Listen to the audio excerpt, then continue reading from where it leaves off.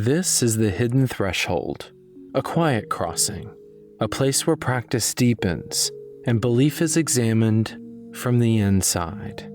Here, we explore devotion without dogma, discernment without dismissal, ritual without performance, not as instruction, not as certainty, as a lived, evolving path. I'm Veyrin Vale. Let's begin. You really can't see the shape of a long practice until you've put enough years between you and the beginning. It's not that anything was ever hidden from view. On the contrary, everything you needed to see was always right there, showing up every time you worked, every time you showed up, in every bit of silence or focus. But when you're in the middle of something, all you can see is what's right in front of you. The problem you're working on, the question you keep turning over, the way your habits look this month or this year. The big picture just isn't visible from inside. But stick with something for 20 years or more and the view shifts. It's not about reaching some finish line though. It's about a change in perspective. All of a sudden, you can look back and actually trace the lines. You see what lasted, what drifted away, and what morphed so many times it barely resembles what you started with. But it still feels like the same heart underneath it all. That's my beginning thought for this week. Not what my practice looks like today, or what it looked like during a specific stretch of time, but what threads run through all those versions. Now that I've got some distance, what's the real through line? Turns out, some things I thought would stick around didn't make it. Some things I treated as core pillars were really just scaffolding. They were helpful while I was building, but pointless once I figured out what I was building toward. And a few things I barely noticed at first, they're the real foundations, holding everything together no matter how the outer shape changed. So I want to examine that question for a bit. What actually lasts in a long practice? Not the forms or particular rituals or traditions or even sets of steps. Those evolve over time. The real question is, when you peel all of that away, what remains? I found a few answers for myself. They may not be your answers, and that's fine. But I think it's worth taking some time with this question, no matter what stage you're at. Because the things that survive, I'm starting to believe, aren't just random. They're clues, and they're pointing to what the practice is really for. In any practice, whether it's a ritual or a craft or anything else, it's easy, at first, to cling to form like it's the whole point. The order of the words, the exact way you arrange your tools, the steps you follow with obsessive care. It all feels critical, almost like the spell breaks if you get it wrong. There's a certain logic to all this that definitely makes sense. The way things are done, the shape of the tradition, it all comes packed with the experience of people who've tried and tested and refined it. When you're new, you need the form because it teaches you what the practice actually is and gives you something to grab onto. But after you've spent years doing the work, things start to shift. It's more like a slow change in the background than a light bulb eureka moment. One day, you go off script just a little, and it still works. Another day, you follow everything to the letter, and the air feels thin and empty. Sometimes necessity forces you to improvise, and the improvisation hits somewhere the regular form never touched. Little by little, you notice that maybe the form wasn't the foundation. It was the scaffolding, the framework. You'd always thought the steps were load-bearing, but now you see they're just holding up something bigger. My approach to practice looks a lot like how I approach questions I really want to answer. Almost like a scientist. Try it one way, see what happens. Change something, see what shifts. Compare notes. Keep the stuff that seems to actually do something and toss what doesn't. Always keep asking why. After more than 20 years, this curiosity, this willingness to experiment, has shown me something I probably wouldn't have accepted when I started. The rituals, the exact wording, the correspondences, all those details, they're just tools. They're not the heart of the practice. They carry it and focus it. To be clear, I'm not saying form doesn't matter. It absolutely does. There are traditions where every step, every detail, holds centuries of accumulated power and meaning. In those spaces, precision is the point. You follow the instructions to the letter because that precision does real work. I don't ever want to dismiss that. The carefully recited Wiccan Rede, the ceremonial magic performed exactly so, the tradition held with absolute fidelity to its history, they all have power. Writing them off would be arrogant and stupid. What I'm saying is, in my own practice, the one I built from mixing traditions, studying, and just plain doing the work, I've learned that intent and focus matter most. The ritual tools, the specific phrases, the arrangement of space, they're just means to an end. They sharpen my attention. They channel my intent. When the form synchronizes with my focus, everything feels alive, connected. But when form turns into a checklist and my mind drifts, the magic feels hollow, no matter how flawless my execution. Perfectionism started to loosen its grip because reality kept poking holes in it. Never with a big revelation, just a slow wearing away. Each time something went a little sideways and still worked. Each rigid ritual that left me feeling flat. Each experiment that uncovered something the tradition had never hinted at. Over time, the nerves about getting it right softened into something real. I recognized I'm human, and I bring that messy humanness with me into the work. The practice asks for presence, not perfection. Balance doesn't mean flawless execution. That lesson keeps showing itself again and again at deeper and deeper levels as the years go by.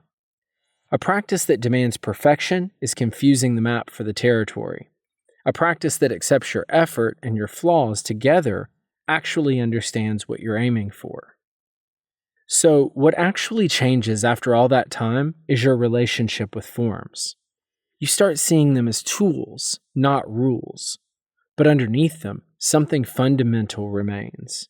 The connections you build, the way you pay attention, the qualities of focus and presence that, all along, the forms have been nurturing and shaping.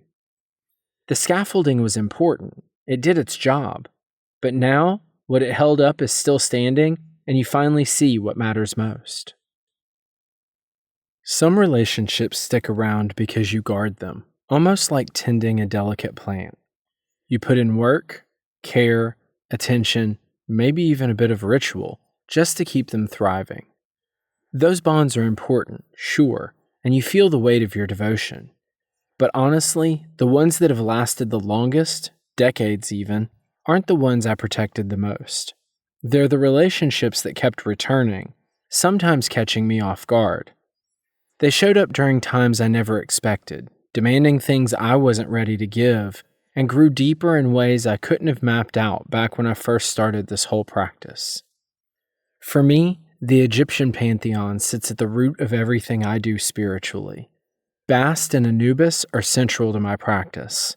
With Bast, there's a warmth and familiarity that's impossible to ignore. Devotion to her always feels like coming home, which counts for a lot when everything else seems to be shifting under your feet. There's a steady comfort there. Even during chaos or uncertainty, working with her is like finding the lights switched on in a room you didn't realize you missed. Anubis, though, is different. He's quieter, patient, almost lingering at thresholds I never noticed until I crossed them. He doesn't press. He just waits at the edges, catching me right when I need him most. And then there's Ma'at. She's always present, even when she isn't front and center. Early on, I grasped her dual nature. She's both the cosmic principle of balance and order, and the living deity who embodies it. But understanding the concept is just the beginning. Over the years, what's developed is the depth of what balance means in practice. How it stretches past abstract ideas and becomes something real you have to answer to. Feeling the tug of Ma'at when I'm off balance? That's part of it, and I'd be lying if I said it didn't take years for that relationship to grow roots. With Anubis, it hasn't always been smooth. That relationship has been tested, sometimes unexpectedly. There's this quote from Assassin's Creed Origins I've had bookmarked forever. "You cannot kill me, for I walk among the dead. Come forth by day, and I will guide you home." It sticks with me because it gets at something I haven't figured out how to explain any other way. It's about being guided across thresholds, walking alongside others in grief, and developing this steady resilience through years of working with the one who leads people across the threshold. You don't become fearless, but you do become familiar. The crossing is real, and no one deserves to make it alone. My relationship with Anubis has asked more of me as time has gone on. At first, it was mostly philosophical, things like thinking about death, talking about transitions, understanding the threshold in theory. Eventually, it got personal. Being there for others in grief, sitting with loss, realizing, sometimes painfully, that I'm much better at holding space for others than for myself, and working slowly on closing that gap. Each time life threw something at me, the relationship got deeper, more honest, and demanded more truth than before. That's what it means for these relationships to endure. They don't stay static. They change. They get sharper. They grow more demanding in the ways you need them to be. The relationship I have with Anubis today isn't the same one I had 2 decades ago. Way too much has happened. It's weathered, and because of that, it feels trustworthy in ways I couldn't have imagined back at the beginning. A relationship that only lasts because you keep it tucked away, safe and untouched by the world, is very different than the ones that have been battered by life. When a relationship's been out in the weather, you come to know it for what it really is. You see what it's made of, and you trust it differently, and that's what really matters. Generally speaking, nobody sits down for hours of practice thinking it'll make them invincible to heartbreak or loss. No one says that out loud, anyway. But let's be honest. There's this quiet hope whispering along in the background. Deep down, a lot of us practicing anything, spiritual work, a craft, even just being present, hope that all those years we've invested will pay off when life gets rough. We like to think we'll be steadier, calmer, harder to knock down when things go sideways. And you know what? There's some truth in that. You do get more grounded. You stand a little stronger in the storms. But the real secret is this. A long practice doesn't protect you from loss. Not really. What it gives you is a foundation. Something solid under your feet when everything else feels like it's sliding away. The loss still comes. The grief doesn't suddenly feel small just because you've spent years building a relationship with the mysterious, with gods or guides or practices. Pain doesn't shrink. The difference is, when you're rocked off balance, you know what you're standing on. Even if it's shaky, there's ground there. I've been asked to stand on that threshold more times than I could have guessed when I first started this work. I've found myself sitting beside people in grief, holding space for family and friends as they lost what they loved, whether that's a person or a pet or even a circumstance. The work grew deeper over the years. A strange kind of familiarity developed, an honest ability to look right at the end and to see it as part of the story, not something to be skirted around or avoided. The more I practiced, the more Anubis, that old friend at the crossing, became real to me as a companion who teaches you to meet endings with open eyes. But here's something I didn't expect. Over time, I realized I was a lot better at holding space for other people than I was for myself. That's a sharp truth to face. It's like discovering that some of the spiritual strength you've gotten used to is really just clever scaffolding. Being the steady one, the one who holds things together for others, can also be a way of keeping your own feelings at a safe distance. You provide solid ground for other people so you don't have to stand right in the quake yourself. And then life comes along and suddenly it's you at the edge. Suddenly you're holding vigil for your own losses, and those tricks of distance stop working. The grief is yours. The threshold is yours. And it's not a theoretical lesson anymore. It's painfully, undeniably yours to cross. Those moments don't destroy a practice. They expose it. You see, clear as day, the difference between what's real and what was only temporary support. What was the scaffolding, not the structure.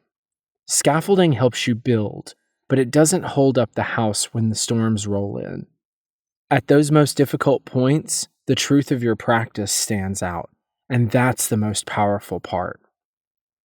My relationship with Anubis, my practice, my prayers, whatever you want to call it, didn't fall apart in those moments. If anything, it got deeper. Not because I managed those thresholds with grace every time. I didn't. Some days, I was a mess. Some days, I avoided what I couldn't stomach. But the strength of a real relationship, spiritual or otherwise, is that it holds you up even when you fall apart. The honesty between you and the practice means it carries you through avoidance, through deferred grief, through all the messy stuff that comes from standing at the center of your own loss instead of just guiding someone else through theirs. That's not some failure to achieve enlightenment or peace. That's what practice is for. It's there for you when everything starts falling to pieces, so you can keep moving with the truth, even with shaky hands. And here's the gift. If you stick with it, all the threshold work I did for others slowly started feeding back into my own life. I didn't suddenly become enlightened or fully at peace with death, not by a long shot. But I gained this slow, ordinary kind of courage. I discovered a way to meet the hard, the loss, without always turning away.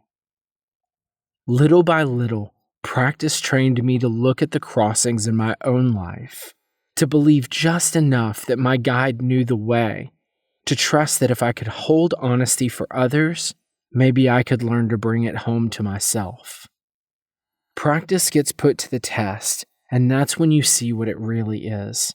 And weirdly, that's not something to dread or run from. It's the whole point. That's when what you've built stops being theory and starts being true. It doesn't always look graceful, but you get to see for yourself what you're really made of. And that's worth every moment spent on the mat, at the altar, or in silent company with your own heart. Balance isn't something I could learn from a book. Since the very beginning of my work with the Egyptian pantheon, Ma'at has been there. She's more than just cosmic order or truth, more than a lofty concept about balance. She's that, sure, but she's also a real presence. Early on, I sort of got both sides at once. She's the principle and the living force behind it. What took me much longer, though, was figuring out what her duality means when life really pushes back. The basics come easy. You can read about Ma'at, about the myths, the scales and the feather and the weighing of the heart, the idea that truth and balance make the world run right. It makes perfect sense in theory. You absorb it, maybe even appreciate it, and use it as a framework in your practice. But having a living relationship with Ma'at, that's a whole other thing. Honestly, you only develop it by falling out of balance again and again and learning how to return. It happens in different ways, through all kinds of seasons, over and over. The balance I understand now, after decades of practice, isn't fancier or more intellectual than what I figured out a couple years in. It's just more honest and more rooted in real life. Every episode we've delved into this season has circled around this idea. The narrow line you walk, the constant tension that true balance actually needs. Balance doesn't plop you in a calm, stable spot and let you stay there. It keeps testing you. It keeps tugging, asking for something more. That thread shows up everywhere in my practice. It's not some idea I dust off now and then. It's the whole structure. The challenge of holding devotion and discernment at once, or mixing structure with letting things flow, or finding space for certainty and openness. Those questions are always right there. What shifted over time is how I see that core question. At first, I treated balance like a goalpost.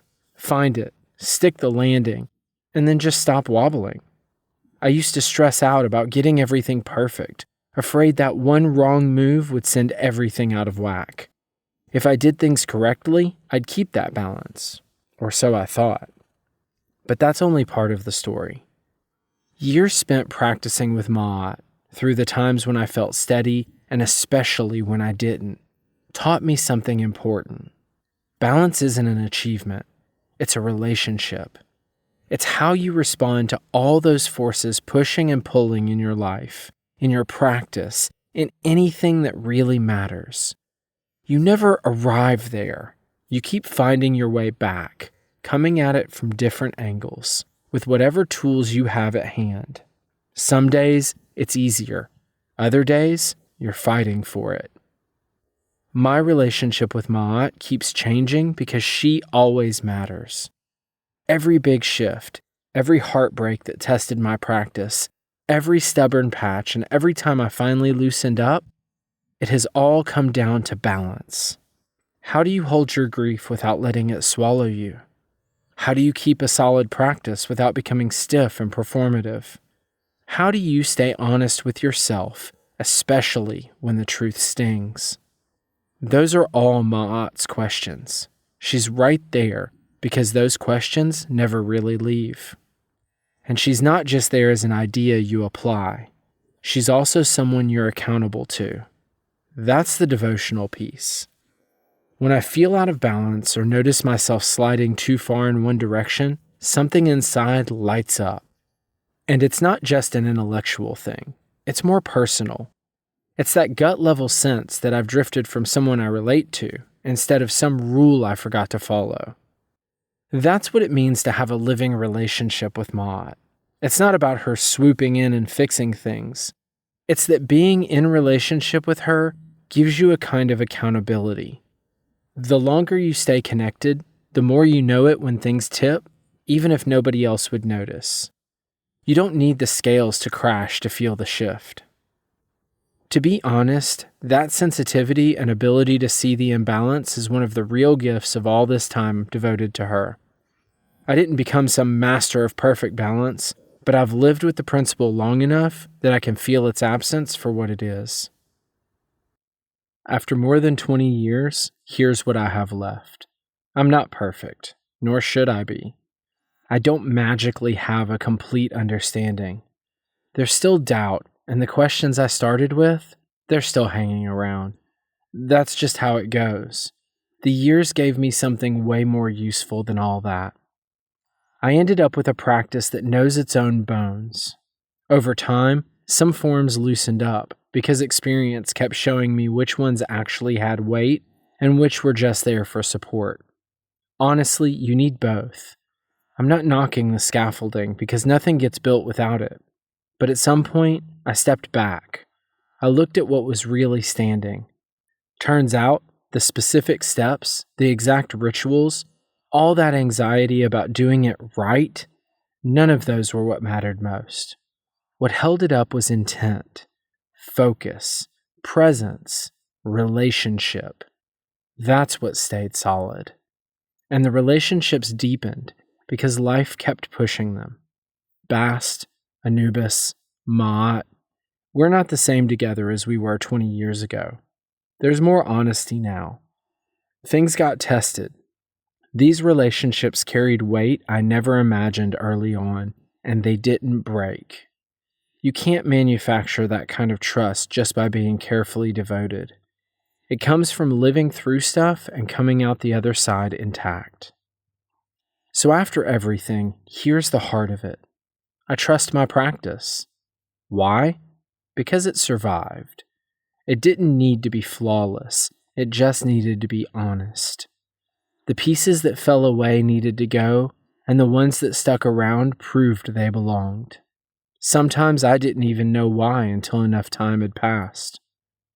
There's been a question running through this whole season. It's the same one that popped up in episode 0, and every episode since has circled it in its own way. What does it mean to live at the threshold? To sit with tension instead of trying to fix it? To keep practicing when your practice keeps shifting, when the forms keep changing, when the relationships keep demanding more? I don't have a magic, world-shaking answer. Maybe there isn't one. But here's what I do know. I'm still here. The practice is still here.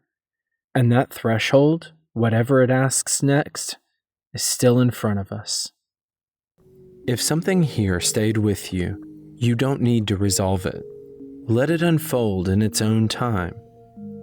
There's also writing from this same place, brief letters on Substack, and longer reflections on Medium. I'm Veyrin Vale, and this has been The Hidden Threshold, a project of Obscura Meridian.